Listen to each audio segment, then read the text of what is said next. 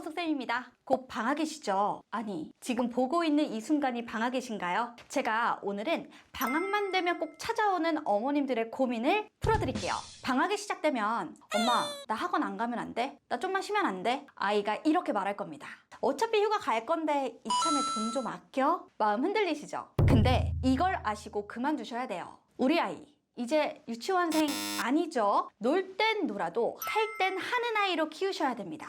특히나 초등 고학년인 경우에는 우리 아이가 사춘기라고 말 안 듣는다고 어머님 아이의 설득에 넘어가시면 안 돼요. 흔들리시잖아요? 넘어가시잖아요? 제가 어머님들의 미래를 보여드릴게요. 학원이든 제 인강이든 과외든 간에 중요하지 않아요. 일단 하는 게 중요한 거예요. 그게 집에서 어머님이 봐주시더라도요. 지금부터 제가 드리는 말씀 꼭 이해하셔야 돼요. 한 번 쉬기를 허락해주면 아이에게 앞으로도 힘들 때는 쉬어도 된다 라는 여지를 남겨주시는 거예요. 장소 불문, 할 땐 하는 거예요. 제가 오늘 어머님들이 보지 못하는 비밀 하나 알려드릴게요. 방학 때 공부 안 하면 개학 후에 일어날 일 궁금하시죠?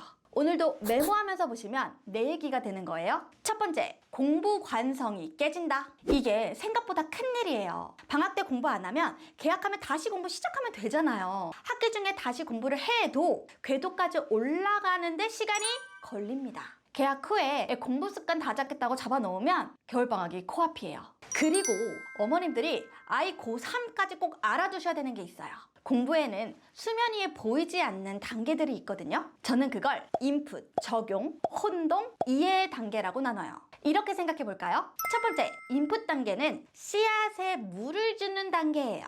그게 영어에서는 영어 영상 시청으로 꾸준한 듣기가 될 수도 있고 원서로 오는 단어, 문장 습득이 될 수도 있죠.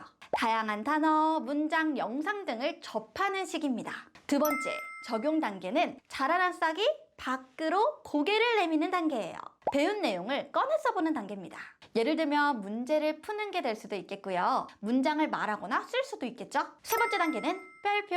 혼동 단계는 새싹들이 바람에 흔들리면서 뿌리를 더 깊게 내리는 시기예요. 내가 기존에 알고 있었던 내용, 초기 단계인 인풋 때 그대로 받아들여졌던 것이 사실 내 머릿속에서 오해를 살 수가 있거든요. 그래서 문제를 틀리는 일이 생기는 거예요.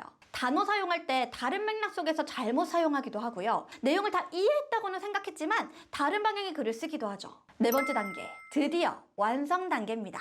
꽃을 피는 시기죠. 사실 어머님들이 배웠다라고 하는 게 대부분 1번의 인풋까지로만 생각을 하세요. 그냥 일단 넣어주는 거죠. 근데 이 단계까지 와야 진짜 찐으로 배운 거예요. 2번 단계까지 생각하는 친구들은 대체적으로 중위권 학생들이에요. 상위권은 2번, 3번 단계까지 단계를 왔다 갔다 합니다. 우리 아이가 되어야 하는 최상위권, 그 친구들은 4번째, 4번 완성 단계까지 반드시 거쳐요. 결국 공부에는 3단계와 4단계가 제일 중요하거든요. 그 제가 매번 우리 현장 강의하는 학생들이나 우리 인강 제자들에게 하는 얘기가 있어요. 나에게 잘 보이기 위한 숙제 하지 마. 그거 필요 없어. 너 스스로 느껴야 해. 공부가 별게 아니야. 숙제하면서 이러면 끝난 거야. 제가 딱딱딱딱 단계별로 나눠서 설명을 드렸지만 근데 이 학습 4단계는요. 단기간에 오는 게 아니에요. 사실 이건 나눠지는 단계가 아니라 쭉 연결, 반복돼서 일어나는 작용이라고요. 중간에 이게 끊겨버리면 다시 처음으로 가야 합니다. 두 번째, 학업 스트레스는 몰아서 온다. 놓은 것에 대한 매는 결국 내가 맡게 되어 있어요. 스트레스를 나중에 몰아서 받게 될 거예요. 근데 그게 아이와 어머님 모두. 왜? 진도가 버거울 때가 곧 와요. 고1 1학기가 되면 대치동 아이들이 제일 많이 하는 말 중에 하나가 뭔지 알아요?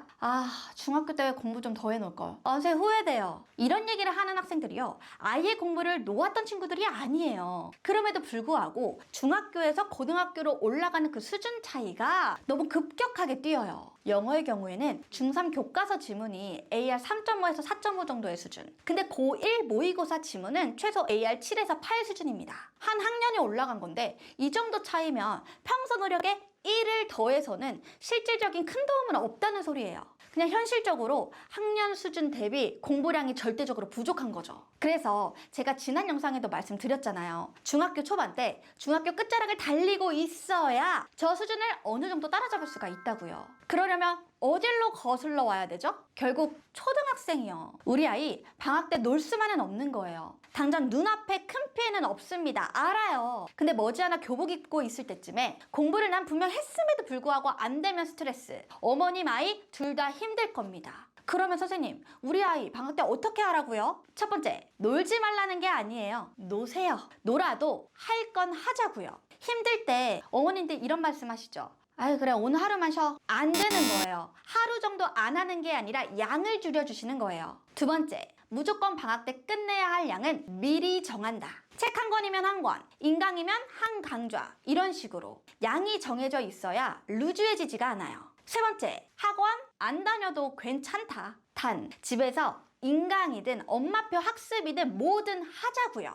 하자고. 네 번째, 그 중에서 최소 영어, 수학, 독서 요거는 놓치지 마셔야 됩니다. 나머지는 어머님들 선택이에요. 방학을 앞둔 혹은 지금 방학인 자녀를 둔 어머님들 자유가 없으셔서 조금 힘드시죠? 네, 오늘 조금이나마 고민하던 지점이 풀리셨으면 좋겠습니다. 방학은요, 이거 꼭 기억하세요. 학교를 안 가고 조금 더 늦잠을 자는 것만으로도 아이들 스트레스를 줄여주는 큰 휴식이에요. 너무 안쓰럽게만 보지 마시고요. 앞으로 중학교, 고등학교 때 우리 아이가 그때 가서 힘들지 않도록 어머님이 흔들리지 않고 이 기준을 잘 끌고 가주셔야 됩니다. 아이는 어머님이 마음먹기에 달렸거든요. 제 얘기가 도움이 된다는 댓글들 열심히 잘 보고 있습니다. 어머님들 다 불러가지고 매번 카페에서 수다 떨고 싶다는 얘기 정말 자주 하거든요. 이런 장이 있어서 저 또한 너무 보람되고 즐거워요. 다음에도 어디서도 듣지 못하는 소중한 이야기들, 어머님들에게 도움되는 얘기들 잘 챙겨올게요. 미리 구독해주시고요. 곧 봬요.